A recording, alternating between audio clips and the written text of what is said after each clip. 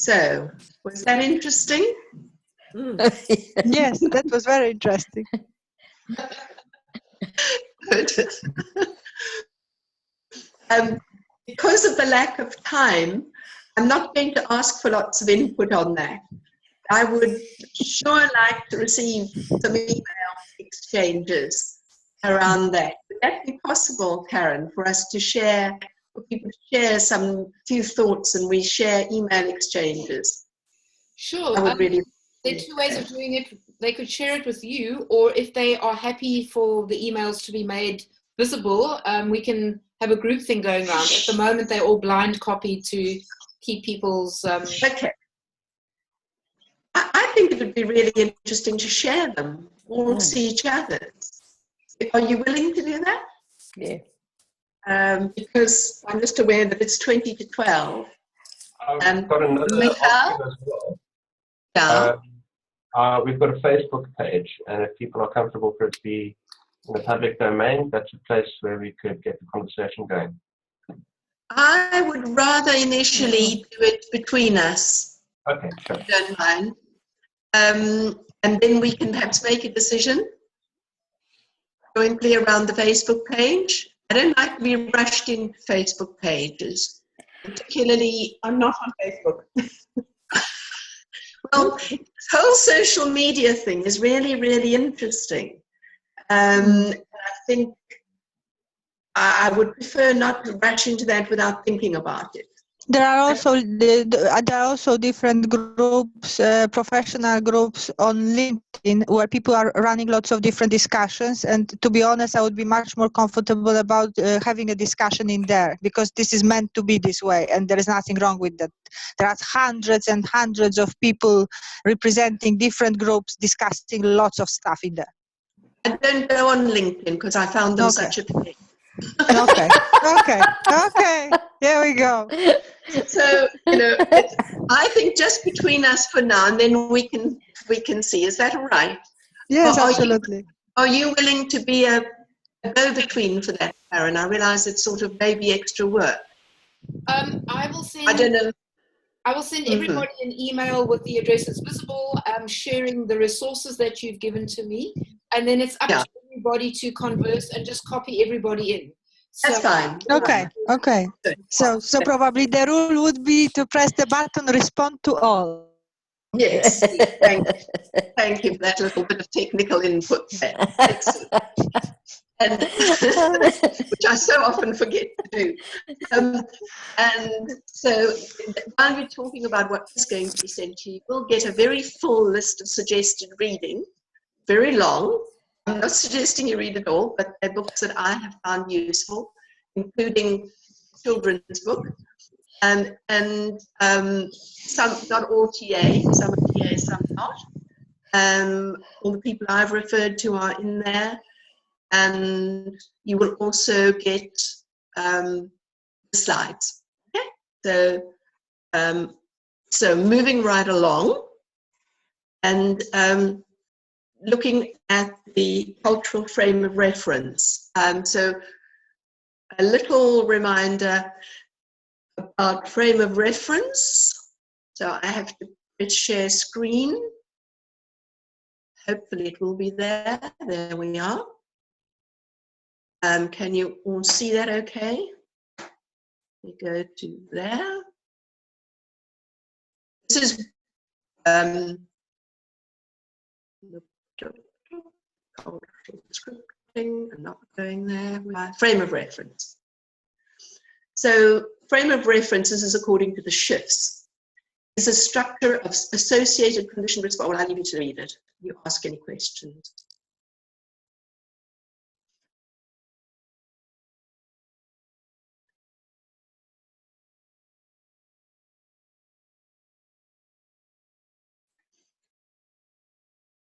And the important bit for me is the role of the parent in establishing and maintaining the frame of reference. It's about how we define reality, what is real, what we believe to be real in terms of our frame of reference. And obviously, the cultural frame of reference is really about the cultural parent. What are the behaviors that were stroked and reinforced? What are the attitudes that were displayed? What is the modeling that was received from the culture, from the cultural parent? Stop share. Okay, we'll have a chance to read that. And I'll just read out to you because I don't have it on screen.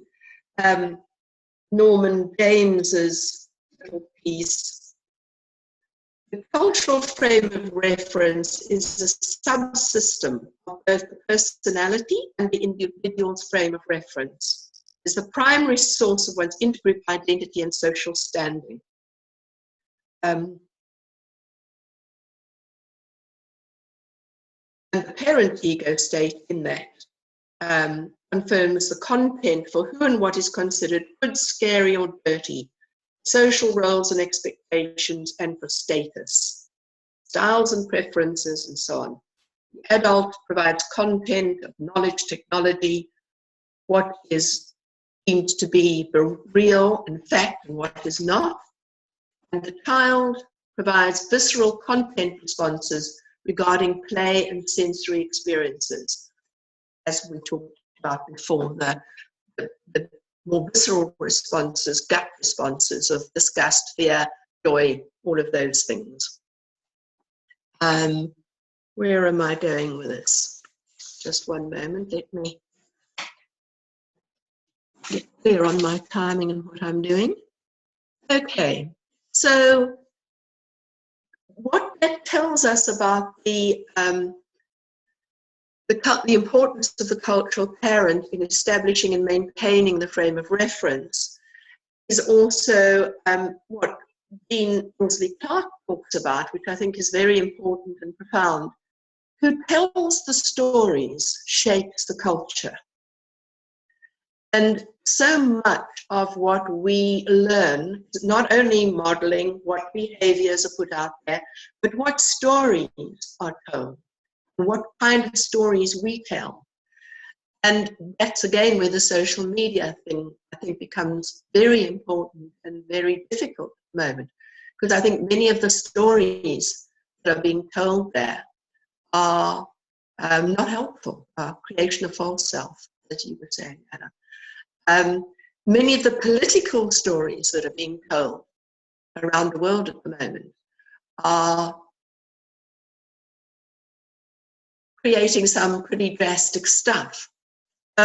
So who tells the stories shapes the culture.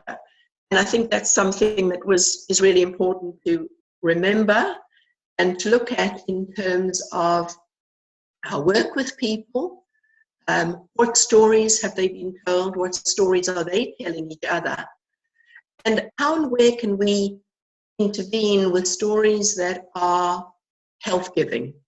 And positive.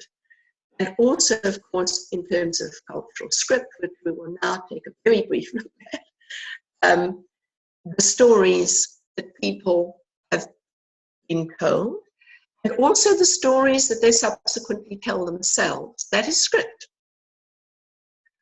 The stories we have made up for ourselves out of our immediate family culture and out of the other cultures possibly around us constitute script.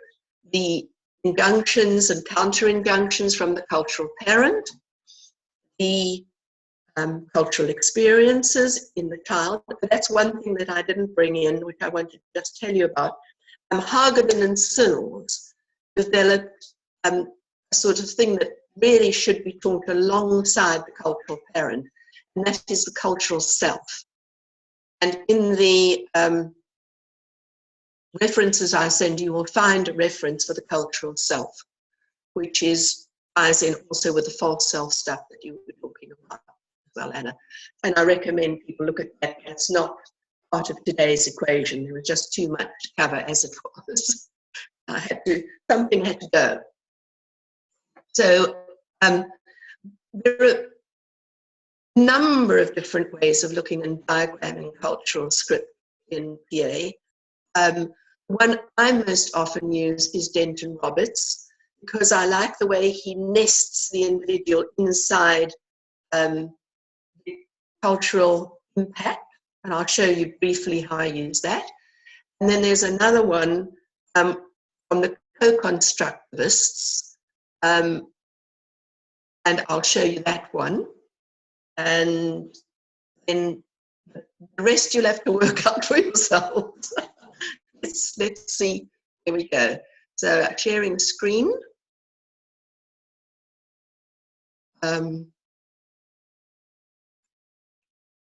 Cultural scripting. This is Roberts's cultural scripting. Just get them all up there. What he talks about is if you see the boundary of the self, let me just go back to the boundaries. The personal, the sexual or gender boundary, the family boundary, ethnic boundary, socioeconomic, class would come in, religious, national. There might be many boundaries that you can perceive in terms of the social context in which somebody grew. And what kind of broader cultural messages would be impacting the person at that boundary?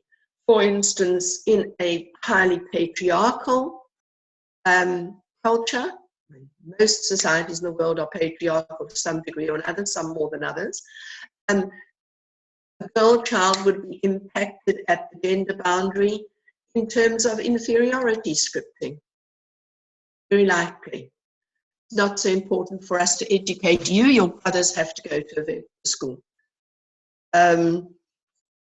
Family boundary, it might be around we're the only family in this neighborhood who don't have a father. Or we might be the only family these days in this neighborhood who has two parents. Or we might be the only family who has a parents, whatever it is. So at a family boundary, there may be some impact. At an ethnic boundary, fairly obvious, socioeconomic, fairly obvious, religious, fairly obvious, and regional or national. I put that in because I'm very aware in South Africa of prejudice amongst lots of people across all colours against rural people. Sort of assumption that rural people are somehow less valuable than non-rural people. I'm sure that happens in other countries as well, but I'm familiar with it here. So that's why I put in the regional one. And he reckons that a distortion at any one of those boundaries is likely to impact all the way through. So if the personal boundary was, I don't exist injunction, we've already got too many children, and you were a big mistake, that's likely to resonate anytime any impact from an outside cultural boundary says you're not wanted, you're not welcome. Resonate right back through all of that. Equally, even though there might be quite a good early personal boundary, if at the ethnic boundary there is a distortion along the lines of you're an immigrant, you're not wanted, it could well be perceived at some point as a don't exist injunction at a personal boundary. So it resonates right the way through. That's how Benton deals with it. And I like that because I find it very helpful. There's an example of, and then it also provides the opportunity for different, for instance, a traditional African or an apartheid. So there would be two cultural impacts there. In this case, I've gone with a lot of negatives on both sides. It could easily have been very positive from one and very negative from the other. So it could have been a traditional African one was very positive, but then the apartheid one impacted adversely. This is a made-up woman, made up out of lots of women that I've come across, and I've named her Zanele because Zanele means no more girls, and it's quite a common name in African cultures. Much less common than Anele, which means, well, in Quilter culture, which means no more boys. So hence the devaluing of her as a woman. This is something that I did for a Women's Day event for a company once. And I used this as an example of cultural scripting affecting women.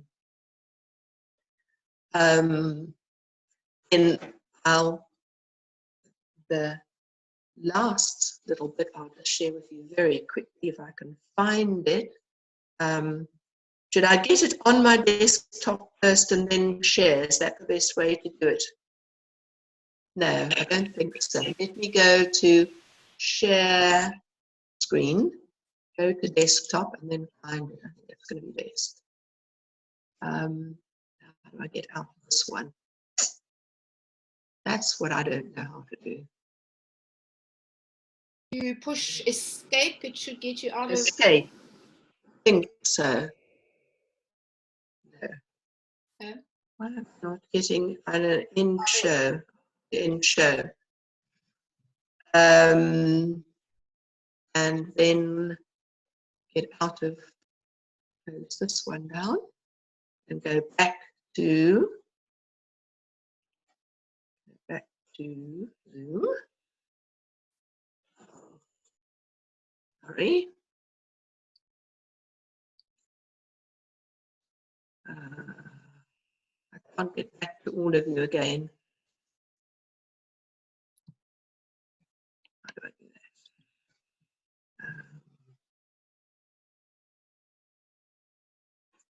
that? Oh, this is frustrating. Let me just try finding the thing. If you can all see it, it doesn't matter. Stop share. Let me go back to there. Now I can see all of you. And then I'll go to share again and come up with this. There we are. I think I've got it. Where is it? Here's one.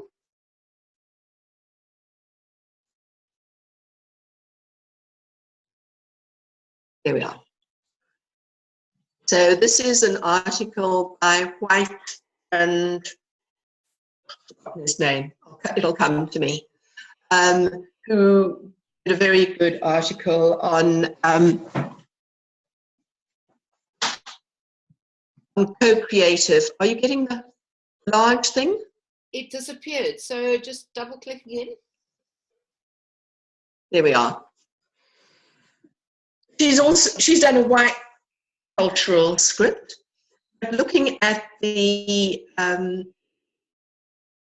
co-creative script matrix. So she's looking at the input from the minority culture on the left here. There's she in the middle, and the white dominant culture on the right here.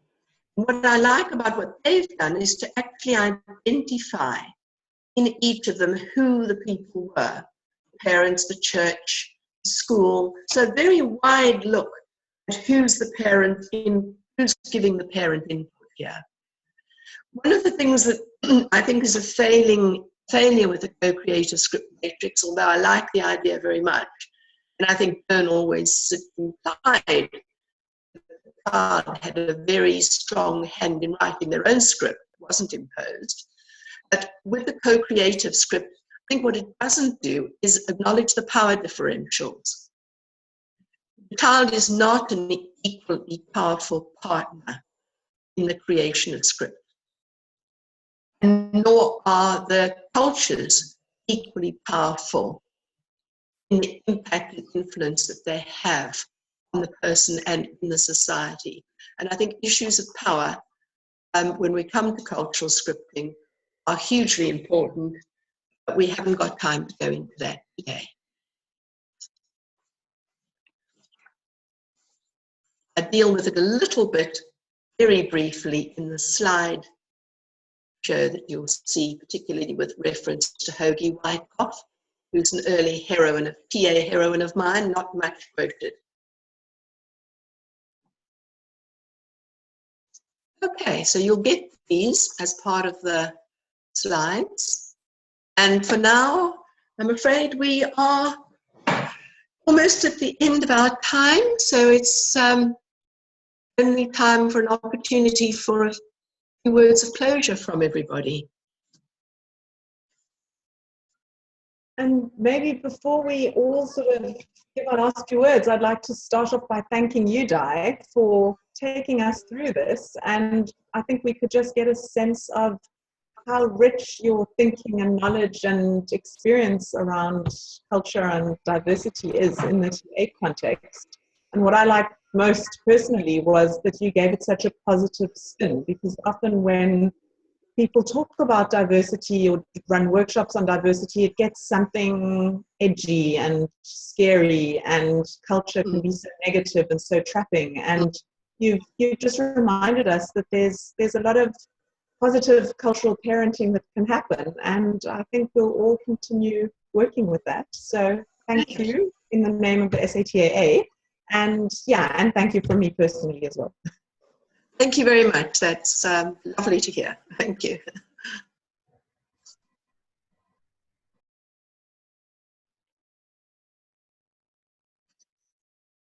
Shall I call on you to save time and not have you interrupting each other? Sharon. Yeah. It's been really interesting and useful for me, Di. And it's certainly given me another perspective in terms of how to look at cultural scripting, and particularly to look at it from my own point of view and my own cultural script. So I just want to thank you very much. Been very enlightening. Glad, delighted, Sharon. Thank you. Andrew, ready to go. Yeah, I'd like to echo what Lara said. I'm really appreciative of your time and your sharing your wisdom. The highlight for me was when you posed the question of the appreciative and healthy cultural parents. I felt my mind just kind of do a loop-de-loop of joy.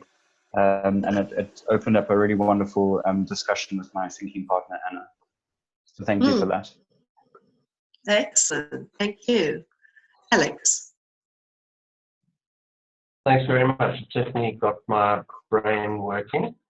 I'm just off the top of my head thinking how valuable this would be introduced at an appropriately young age in people's education, and for people in the educational sector to go to this kind of work, and the impact that would have on our diverse society, certainly in South Africa, but I'm sure all across the world. Everywhere it's needed. Yeah. Thank you. Thank you, Alex. Stephen. Echoing everything everyone else has said. Thank you very much to you, and also to Karen for organizing it.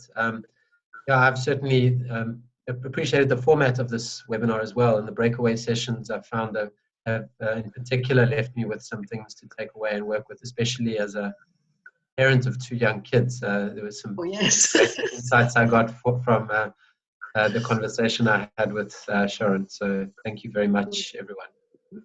Excellent. Michal. It's wonderful to have, am I muted? No. It's wonderful to have an opportunity to just really rethink, reshuffle the, the brain in a different way, look at things from a different lens and expand. And I feel this was one opportunity like that. And I agree that the breakaway was good. And the questions that you asked us to grapple with weren't easy. And looking at the mirror is never a beautiful thing, isn't it? But it was useful and it was good. Thank you. Thank you. Anna? Yes, I also wanted to thank you for inviting me. I really enjoyed everybody's company and everybody's contribution, your content, how much you've prepared. I enjoyed the fact that I spent my time with Andrew discussing the questions that you've suggested for us to discuss. for me, I made the link. Maybe not everybody is familiar with the therapeutic approach. This independent from TA. This is acceptance and commitment therapy. And with the second exercise, when we were talking with Andrew, it really occurred to me that exercising a fully flexible adult would be acting from the very heart of acceptance and commitment therapy. It really made me acutely aware of that psychological flexibility that could actually allow a positive cultural parent to emerge. Obviously, it's not easy. It requires a little bit of practice, but it seems to me that the link in between the two has never existed on my mind until today, which I really enjoy seeing now. So thank you. Great, thank you. Kirsty. Yeah, I just want to say thank you so much. It's definitely added another layer to my understanding of where, what, why, how about myself. But also quite excited to see how I can use this in my work, in particular with the schools. Completely agree with the sentiment. Yeah, so quite excited. Thank you. Great, thank you. Karen. Yes, I'm got lots of thoughts that are sparking, and I want to have more discussions. I think what the particular piece that's interesting me is when you spoke about stories, and if we're working with someone and they expanding, they're integrating adult, they're telling a new story, how powerful is that in the context of the cultural story? And is there some work that needs to happen both sides, or can individual go back to culture, or is culture still quite strong and there needs to be work within culture as well? So that's where my mind is. Well, Margaret Mead says never underestimate the power of a very small group of people to change culture and society. So perhaps that's where we can go with that. I would like to thank you all, and particularly Karen and the SATAA team for organising this and for inviting me. I've really enjoyed it. I've enjoyed everybody's input, and it's been a very exciting new experience for me too. I work a lot on Skype and Zoom in business meeting context for the ITAA, but I haven't done a webinar before. So this is very different and new for me, and very glad to have had the opportunity to do. Thank you. Thanks, Diane. Thank you. Everyone. You'll be Thanks, everyone. With information. And at the risk of making all the others jealous, I think that the group of us who are in Cape Town must, absolutely must, make a plan to get together and talk a bit more about how we can make this stuff available and accessible, and also for our own selves in our South African context. I feel the need of this. Great. Okay.